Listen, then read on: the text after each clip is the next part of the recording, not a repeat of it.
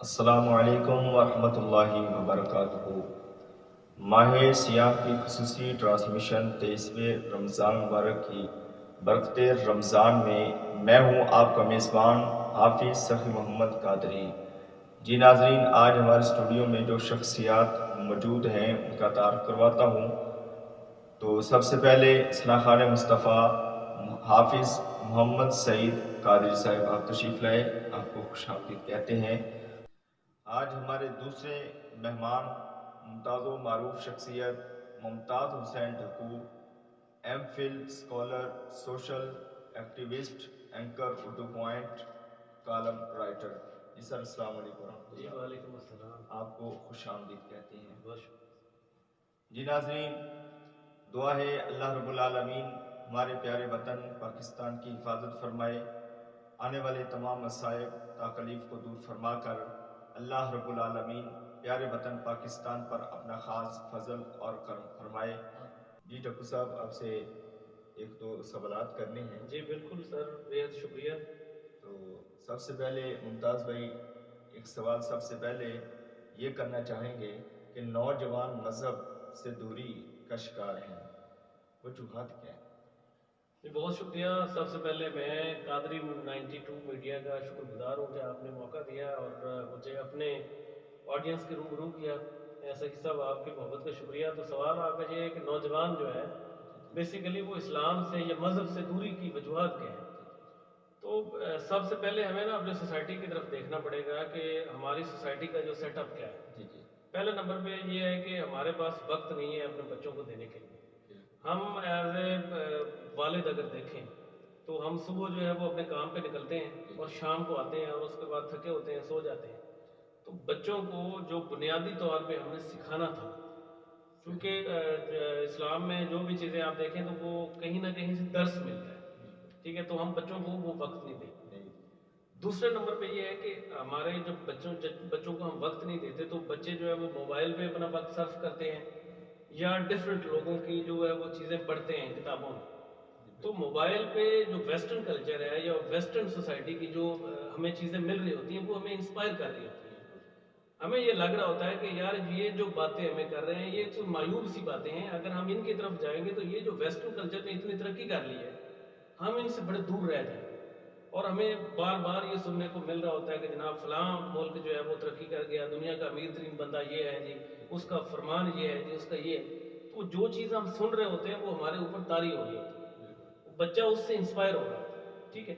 دوسرے نمبر پہ یہ ہے کہ سوسائٹی میں جو ہمارے بچے ہیں ان کو جیسے ہی وہ سوجھ بوجھ میں آتے ہیں تو انہیں کہتے ہیں کہ جناب کہ آپ نے کمائی کرنی ہے، اگر آپ کمائی کریں گے تو آپ کے اچھے گھر میں شادی ہو جائے گی اور اس کے بعد جو ہے وہ آپ بڑے سٹیبل ہو جائیں گے۔ اب وہ جو ہے نا اس کا ایک نظریہ بن چکا ہے، ایز اے نوجوان اگر ہم بھی دیکھیں تو ایک نظریہ بن چکا ہے کہ ہم نے جناب پیسے کمانے ہیں، وہ مائنڈ سیٹ کر لیتا ہوں، مائنڈ سیٹ کر لیتا ہے۔ اب اگر اس کو دیکھا جائے تو ہمارے جو علماء اکرام ہیں یا جو اکابرین ہیں جو دین کو آگے پھیلانے کی کوشش کر رہے ہیں یا محنت کر رہے ہیں، تو انہوں نے بھلا کیا کیا ہے، انہوں نے یہ کیا ہے کہ انہوں نے ڈفرینٹ ڈبوں میں اپنی اپنی جو تعلیمات ہیں ان کو بند کر کے انہوں نے یہ سٹالز لگا دیے کہ آپ یہاں آئیں گے تو آپ کو یہ دین ملے گا، آپ یہاں آئیں گے تو آپ کو یہ ملے گا۔ اب جو ہے وہ نیا جو بچہ ہے جو ویسٹرن کلچر دیکھتا ہے، جو ان کی باتیں سنتا ہے، وہ میڈیا پہ یہ بھی سن رہا ہوتا ہے کہ جناب علی یہ جو مذاہب ہے یا انسان سب سے بڑا مذہب ہے، اسے بڑا مشکل لگتا ہے کہ یار میں مذہب میں جاؤں گا تو میری تو ساری ترقی ختم ہو جائے گی۔ حالانکہ دنیا میں سب سے بڑے کامیابی جو ہے وہ رب تعالیٰ نے فرمائی کہ وہ اسلام میں موجود ہے، اور یہ پریکٹیکل بیسس پہ حضور نبی کریم صلی اللہ علیہ وآلہ وسلم جس سوسائٹی میں آئے، ریبس، اس کا جو کلچر تھا سبھی لوگوں نے پڑھا بھی ہوا ہے، سنا بھی ہوا ہے کہ وہ وحشی لوگ تھے۔ انہوں نے ایک مطلب پانی پلانے کے اوپر ان کے اتنے بڑے بڑے جھگڑے ہوا کرتے تھے کہ سالہ سال چلتے تھے، بیٹیوں کو زندہ درگور کر دیتے تھے اور ان کی معیشت کچھ بھی نہیں تھی۔ وہ دنیا میں لوگ ان کو ان سیولائزڈ کلچر کے لوگ کہا کرتے تھے۔ تو حضور کا جب ظہور وہاں پہ ہوا، حضور نے ایک ایک جو شخص ہے وہاں پہ ایک ایک شخص سے پھر تہذیبوں کے گہوارے اٹھے، ایک ایک جو حضور کا خادم آپ دیکھیں، جن کے بارے میں اللہ پاک نے فرمایا کہ میرے حضور کے جو صحابہ ہیں وہ ستاروں کے مانند ہیں۔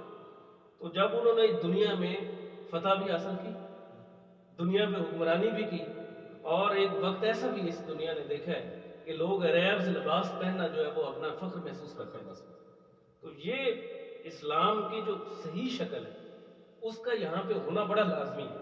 ہمارے جو اکابرین ہیں جو اسلام کو پھیلانے کی کوشش کر رہے ہیں، سب سے پہلے انہیں اس بات میں سوچنا ہوگا کہ ہماری آنے والی نسل جو ہے وہ ہم سے دوری کیوں اختیار کر رہی ہے۔ ایک صحابی کا واقعہ آپ نے سنا بھی ہوا ہے، پڑھا بھی ہوا ہے، کہ وہ یہ فرماتے ہیں کہ قرآن میری اگر اونٹ کی رسی بھی گم ہو جائے تو میں قرآن مجید سے اس کو ڈھونڈ لیتا ہوں۔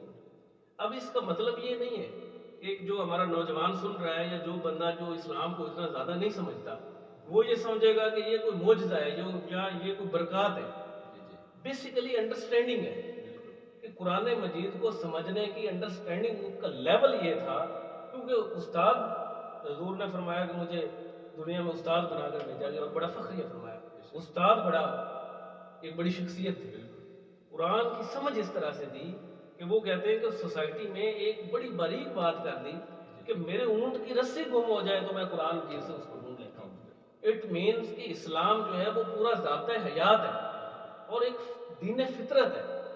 ہم آج اس کو یہ سمجھ بیٹھے ہیں کہ دنیا کوئی الگ چیز ہے، اسلام کوئی الگ چیز ہے، حالانکہ دنیا میں سب سے بڑا اور وائٹل جو کنسیپٹ دیا ہے، سسٹم دیا ہے، جو اکانومی کا سسٹم دیا ہے وہ اسلام نے دیا ہے۔ یہ زکوٰۃ والا سسٹم آپ دیکھ لیں، مثال میں دینا چاہ رہا ہوں، آج ہمارے ملک پاکستان میں گندم جو ہے وہ پک کے تیار ہو چکا ہے۔ پچھلے 2-3 ہفتوں میں بارشیں اور آندھیوں کی وجہ سے وہ گندم جو ہے جو 50 من ہونی تھی وہ 20 من پہ آ گئی، ٹھیک ہے۔ اب ہم نبی پاک کا فرمان ہے کہ صدقہ جو ہے وہ بلاؤں سے ٹالتا ہے، بلائیں ٹال دیتا ہے، اور اس پہ یہ بھی فرمایا کہ اپنی فصلوں کو یا اپنی جو کھیتوں کو پاک کریں، عشر دیں۔ اچھا، اب عشر دینے سے کیا ہوتا ہے کہ ایک تو آپ کو قدرتی آفات سے نجات ملتی ہے، دوسرے نمبر پہ آپ کی سوسائٹی میں یہ لائنیں جو آٹے کی لگی ہوئی یہ ختم ہو جائیں گی۔ ہر بندہ جب عشر دے گا تو اس سوسائٹی میں عشر لینے والا کون رہ جائے گا؟ تو یہ سارے کا سارا جو کانسیپٹ ہے اس کو دنیا سے دور کر کے جب ہم یہ سمجھا رہے ہوتے ہیں نوجوان کو کہ آپ کو کہیں مسجد میں آ جانا پڑے گا، آپ کو بڑا چولا پہننا پڑے گا اور آپ کٹ آف ہو جائیں گے، تو میں یہ سمجھتا ہوں کہ یہ بنیادی وجہ ہے کہ ہم اس کو انڈرسٹینڈ، اس کنسیپٹ کو نہیں کر پائے، کیونکہ ہم اپنے اپنے اکابرین کی کتابیں لے کر پھر رہے ہیں اور صحیح دین کی جو شکل ہے وہ ہم اپنی آنے والی نسل میں ٹرانسفر ہی نہیں کر پا رہے ہیں۔ بالکل ہے۔ اور دوسرا یہ فرمائے ممتاز بھائی، مذہب اور معاشرتی تعلق یہ کمزور ہوتا جا رہا ہے، اس کی کیا وجہ ہے؟ بالکل، اس کی وجہ یہ ہے کہ حضور نبی کریم صلی اللہ علیہ وسلم کی جتنی بھی حدیثیں جو راوی ہیں، اب راوی جو ہیں وہ صحابہ کرام ہیں۔ جی آپ نے کبھی بھی کوئی روایت جو بہت شاذ و نادر، بہت تھوڑی روایات ہیں جو حضرت اما عائشہ صدیقہ سے مروی ہیں، حضرت فاطمہ الزہرا سے مروی ہیں، اٹ مینس کہ حضور نے جو اپنے حجرہ مبارک میں ارشادات فرمائے ہیں بہت کم ہیں، ساری کے ساری روایات مسجد نبوی میں۔ اب کسی کی آپ شادی شدہ زندگی میں حدیث اگر موجود ہے تو وہ بات کہاں کی گئی؟ مسجد میں کی گئی۔ اب کوئی بہت بڑا جائیداد کا جھگڑا ہے تو اس کی بات کہاں کی گئی؟ مسجد میں کی گئی۔ آپ زندگی کے تمام پہلوؤں کو مسجد میں ڈسکس کیا کرتے ہیں۔ اچھا، آج کیا مسئلہ بن گیا؟ آج مسئلہ یہ بن گیا کہ ہم نے امام مسجد رکھ لیے، اور ہماری جو لائف سٹینڈرڈ ہے وہ سب سے امام مسجد کا جو ہے وہ سب سے کم ہوتا ہے۔ جو جگہ جہاں پہ فیصلے ہو رہے تھے اس جگہ پہ ہم نے ملازم ایک رکھ لیا، اور وہ صرف اور صرف بیچارہ مہینہ اس بات کا انتظار کر رہا ہوتا ہے کہ مجھے پیسے ملیں گے میں بچوں کے کپڑے لے کر آؤں گا۔ سخی صاحب مجھے یہ بتائیں کہ وہ بندہ ہمیں مسائل سے کیسے روشناس کروا سکتا ہے؟ سوسائٹی کا ڈفرنس بن گیا۔ یہ انگریز نے ایک سازش کی تھی، اس نے کہا تھا، سازش نہ میں کہوں، مطلب جب آپ مغلوب ہو جاتے ہیں، کوئی غالب ہو جاتا ہے تو پھر اپنی رسم و رواج وہ ہمارے اندر وہ انکلکیٹ کر گئی یا وہ ڈال کے چلے گئے۔ انہوں نے کہا تھا کہ مدرسے الگ کر دیں، یہ لوگ چلائیں گے، اور سکول جو ہے وہ گورنمنٹس چلائیں گے۔ اس ٹائم پہ جو ہے نا وہ ہمارے کم پڑھے لکھے لوگ بڑے خوش ہوئے کہ مدرسہ جو ہے وہ لوگوں کے ذمہ لگ گیا تو یہ تو ہم بڑے اچھے طریقے سے چلا لیں گے، گورنمنٹس تو کسی کی بھی آ سکتی ہیں۔ تو آج آپ دیکھیں کہ اس بندے نے کتنا بڑے دور اندیشی سے یہ فیصلہ کیا تھا، آج ہم نے رول دیا ہر چیز۔ ہم یہ سمجھ رہے ہیں، اللہ پاک نے بڑا واضح فرمایا ہے کہ میں جسے چاہتا ہوں بے حساب رزق دیتا ہوں، میں رزق دینے والا ہوں، میں رازق ہوں، میں تمہیں بے حساب رزق دے دوں اور تمہارا کچھ بھی نہ دیکھوں، تو یہ رب تعالیٰ کے فیصلے ہیں۔ لیکن ہم یہ سمجھ رہے ہیں کہ یہ ہماری ذہانت ہمارے فیصلوں کے اوپر منحصر ہے۔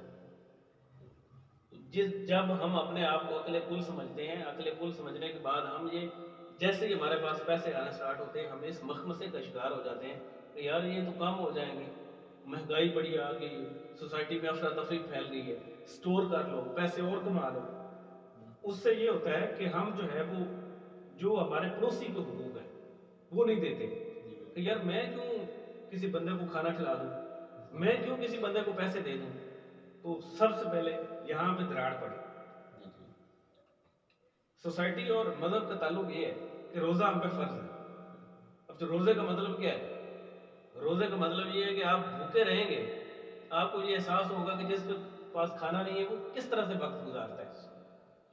ہمارا مقصد کیا ہے کہ ہم روزوں میں ہمارا وزن بڑھ جاتا ہے، ہم اتنا کھاتے ہیں۔ نماز کیا ہے؟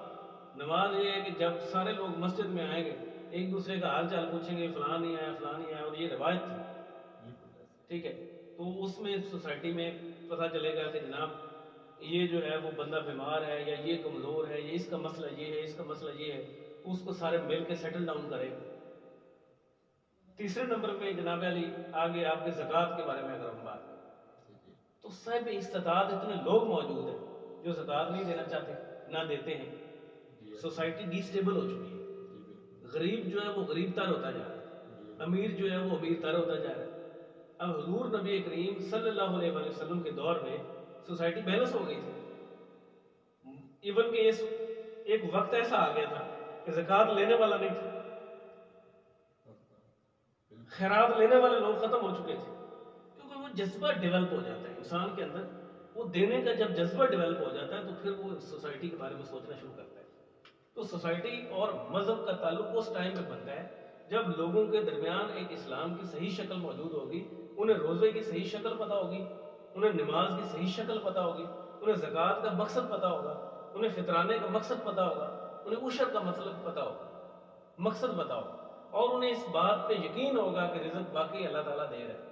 تو سوسائٹی جو ہے نا وہ اس طرح سے ایک تسبیح کے دانوں کی طرح آپس میں پروئی جائے گی، اور اسلام جو ہے بیسیکلی پھر نظر آئے گا کہ اسلام جو ہے وہ کس طرح سے ایک خوبصورت دین ہے، اور اس نے سوسائٹی کو بیلنس کس طرح سے کیا۔ ایک ان سویلائزڈ جو قوم تھی اس کو سویلائزڈ قوم کس طرح سے کر دیا۔ اور ممتاز بھائی ماشاءاللہ پاکستان کلمے کی بنیاد پر بنا، اور آج جو آپ حالات دیکھ رہے ہیں پاکستان میں مہنگائی کا جو رخ ہے وہ آسمان کو چھو رہا ہے، بالکل صحیح۔ تو اس کی کیا وجہ ہے؟ یہ جو حکومت وقت ہوتی ہے، حکومتوں کا کام ہوتا ہے اس میں، یا عوام کو پھر رد عمل دینا چاہیے؟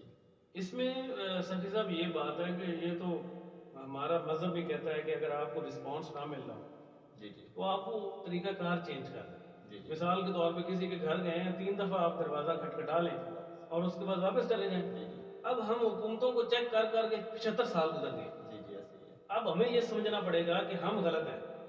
جی ہم ان لوگوں سے توقع کر رہے ہیں کہ ہمیں ہے ان سے وفا کی امید جو نہیں جانتے وفا کیا ہے، تو ہمیں ان لوگوں سے یہ امید نہیں رکھنی چاہیے، ہمیں اپنے بچوں کو سکلز سکھانی چاہیے۔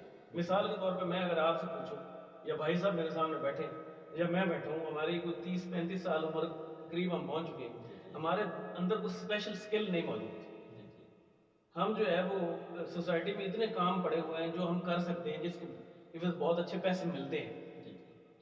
میں بڑے سارے پروگرامز میں بھی کہتا ہوں کہ آپ دیپال پور شہر میں کوئی اچھا درزی ڈھونڈ لیں تو وہ بھی بڑی بات ہے، 3-4 ہوں گے زیادہ سے زیادہ، 8-13-14 لاکھ کا شہر ہے، مطلب گاؤں سے سارے ملا کے اس کی 1 لاکھ شہر کی آبادی ہے، اور 13-14 لاکھ اس کی آبادی بن جاتی ہے تحصیل کی۔ آپ کو اس میں کوئی اچھا کٹنگ کرنے والا نہیں ملے گا، آپ کو اچھا مکینک نہیں ملے گا، اکاڑا جانا پڑتا ہے۔ گاڑی آپ اگر اس یہاں پہ کسی مکینک سے ایک دفعہ کھلوا لیں بعد میں آپ سے جڑوائی نہیں جاتی، وہ اس کا نٹ یاد ہے وہ کستے ہی نہیں۔ اور جو بندہ سوسائٹی میں، چائنا جو ہے وہ پاکستان سے 1949 میں آزاد ہوا ہے، وہ پاکستان سے آگے نکل گیا، بلکہ 75% اس کی انویسٹمنٹ امریکہ میں ہے، اگر وہ نکال لے امریکہ دیوالیہ ہو جائے گا۔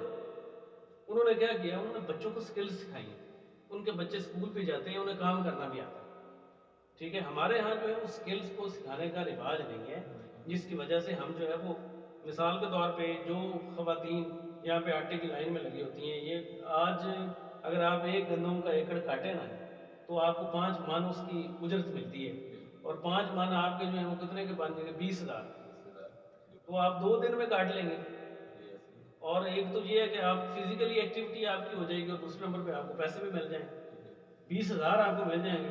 آپ 3 من رکھ لیں، 2 من بھیج دیں، آپ کو 10-20 ایکڑ کاٹ لیں گے تو آپ کی 1 سال کی میں سمجھتا ہوں کہ دانے بن جائیں گے۔ بے شمار وسائل موجود ہیں، لیکن ایک تھوڑی سوچ ہماری اس طرح سے بن گئی ہے، چونکہ ایک ہوتا ہے نا کہ بندہ یہ بیکاری سسٹم ہمارا زیادہ بڑھ چکا ہے۔